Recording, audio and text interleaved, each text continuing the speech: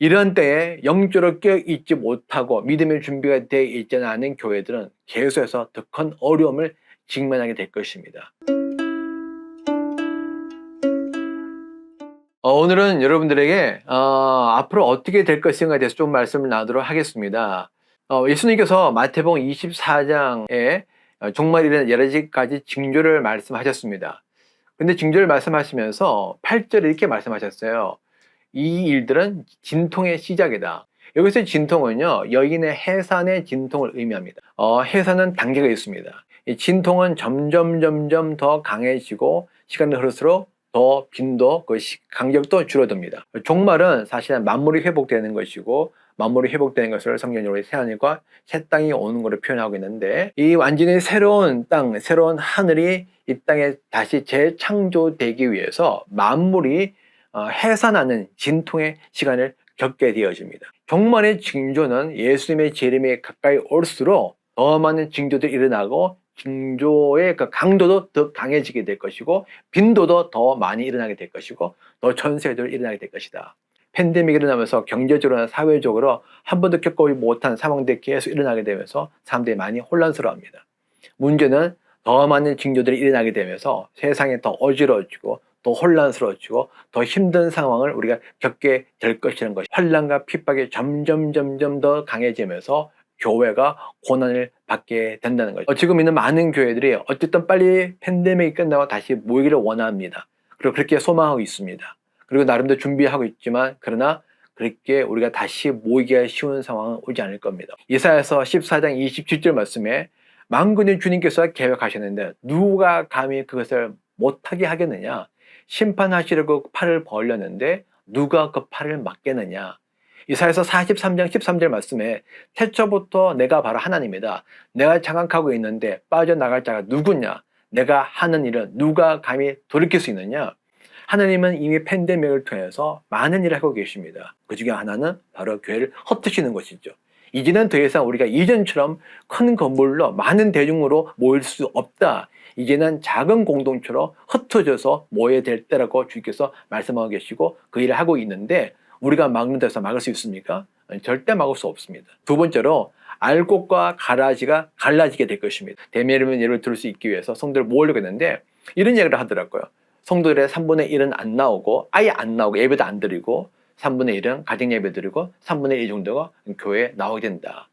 많은 사역자들이 이 숫자에 충격받았습니다. 그동안 성도 수에 우리가 거품이 꼈는데 사람들이 그 거품을 인정하지 않고 그냥 무조건 받아들였죠. 옛날에 존 파이퍼라고 하는 우리 유명한 우리 목사님께서 이런 말씀하셨습니다. 현대 교회의 가장 큰 문제점 중에 하나가 뭐냐? 유사 그리스도인이 너무나 많다. 명목상의 그리스도인인데 진짜 그리스도인이 아니란 것입니다. 직분을 받고 교회 활동하고 봉사 많이 하고 하겠지만 그러나 진짜 성도가 아닌 가짜 성도가 너무나 많다는 것이죠. 이게 마지막에 종말에 이런 상황이 되면서 거품이 거쳐지게 되고 유사 그리스도인이 드러나게 됩니다. 다시 말하면 알곡과 가라지가 갈라지게 되는 시대라는 거죠. 이런 시대가 되면서 이런 사람들은 굳이 교회에 나갈 필요도 없고 귀찮대 예배 드릴 필요도 없고 그냥 처음에는 온라인 예배 드리다가 이것도 귀찮으니까 아예 안 들게 됩니다. 점점 하나님과 멀어지게 되는 거죠. 이전에는 뭐 체면도 있고 아니면 형식상으로 아니면 뭐 여러 가지 오랜 전통에 의해서 아니면 여러 가지 상황에 의해서 그냥 어쩔 수 없이 교회 나와서 예배에 들었던 사람들이 이제 그것들 뭐 본 사람도 없고 하니까 그냥 안 나가는 겁니다. 귀찮으니까 그냥 예배 드리다 이제는 아예 하나님께 예배도 안 드리고 그냥 신앙생활을 하는데 이것이 편하고 좋은 거예요. 죄송하지만 진짜 성도가 아닌 것이죠. 오히려 이런 때에 진짜 성도는 영적인 갈증을 느끼게 될 것입니다. 지금 사실 우리가 팬데믹으로 모이지 못하게 되면서 교회에서 하던 활동들, 모임들 많이 사라졌습니다. 그리고 모임도 이제는 사실 줌으로밖에 못하게 되죠. 이제는 열정과 헌신으로 교회 생활하면서 사실 영적인 갈증을 느낄 틈도 별로 없었습니다. 그런데 이제는 만나지도 못하고 사역도 못하고 공급도 못 받으면서 진짜 성도들은 영적인 갈증, 갈망을 느끼게 되는 것이죠. 앞으로 10년이 지나면 더 많은 일들이 일어나게 될 것입니다. 사람들은 더 많이 느끼게 될 것입니다.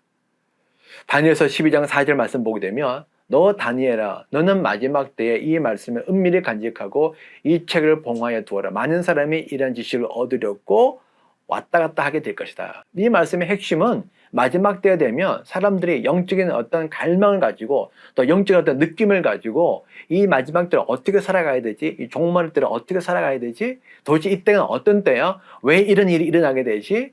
이런 고민과 갈증 속에서 그들이 지식을 찾기 위해서 막 돌아다닌다는 겁니다. 이사야서 43장 18절에서 19절 이런 말씀이 있습니다. 너희는 지나간 일을 기억하려 하지 말며 옛 일을 생각하지 말아라. 이제 내가 새 일을 하려고 한다. 이 일이 이미 드러나고 있는데 너희가 그것을 알지 못하느냐? 내가 광야의 길을 내겠으며 삼에게 강을 내겠다. 이런 시대에 하나님께서 뭘 하시느냐? 하나님은 성도들을 부르셔서 새로운 공동체를 형성하신다는 겁니다.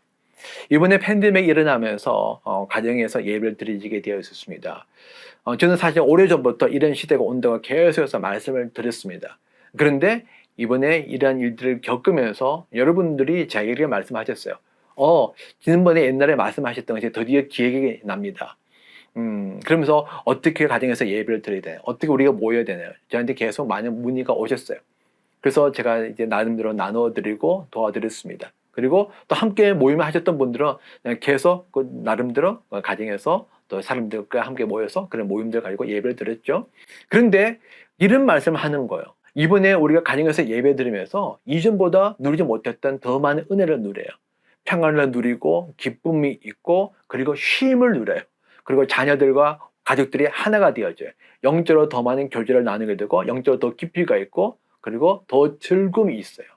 오히려 아이들이 이 예배를 통해서 더 많이 영적으로 성장하는 것 같아요.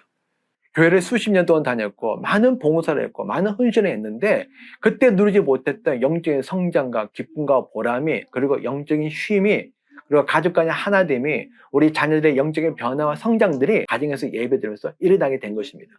뿐만 아니라 성도들이 영적으로 갈망과 갈증을 느끼면서 이제 성도들이 자기 자발적으로 막 모이기 시작한 거예요. 요즘은 제가 뭐라고 이야기하느냐? 요즘은 영적 각자 도생의 시대다. 사람들이 살아남기 위해서 영적으로 이 갈망을 채우기 위해서 막 각자 막 이것저것 막 찾아 헤매는 시대라는 거죠. 유튜브를 통해서 아니면 카카오톡을 통해서 아니면 라인을 통해서 아니면 뭐 다른 모임들을 통해서 사람들이 살아남기 위해서 막 모입니다. 그리고 적은 숫자끼리도 모이기 시작하는 거예요. 하나님께서 이제 새로운 일을 하고 계십니다. 그 일은 제가 이미 여러 차례 말씀드렸듯이 새로운 공동체를 하나님께서 모으게 하신다는 거죠.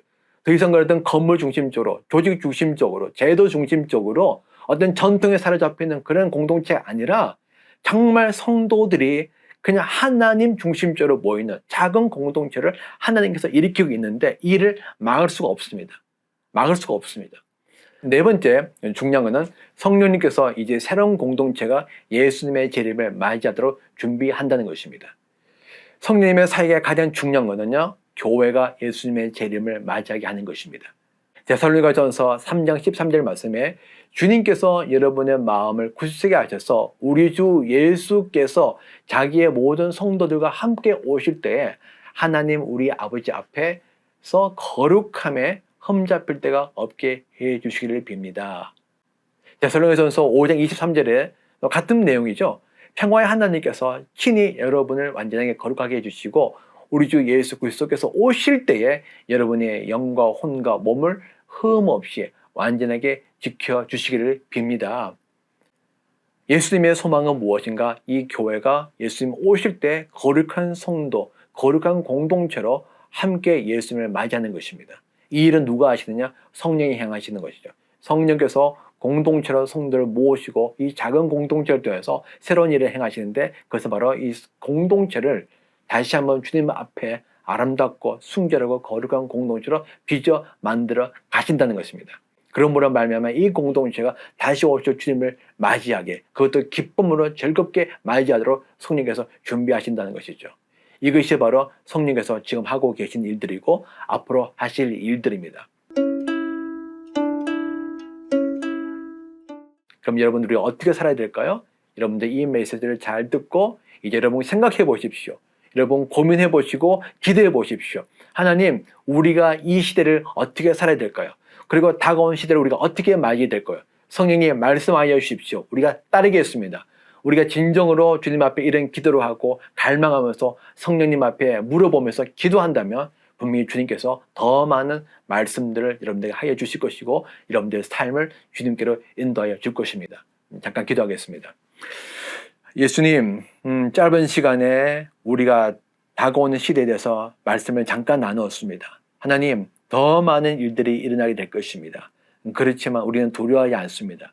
우리 안에 성령이 함께 계시고 성령이 인도하기 때문에 그렇습니다. 다만 우리는 성령의 음성을 듣고 성령이 하신 일들을 분별하며 성령님의 인도하심을 따라가기를 원합니다. 성령님, 우리 영혼을 깨워주시고 하나님, 우리가 주님의 길을 잘 갈 수 있도록 우리에게 지혜와 용기, 믿음과 담대함을 더하여 주옵소서. 예수님의 이름으로 감사하며 기도합니다. 아멘.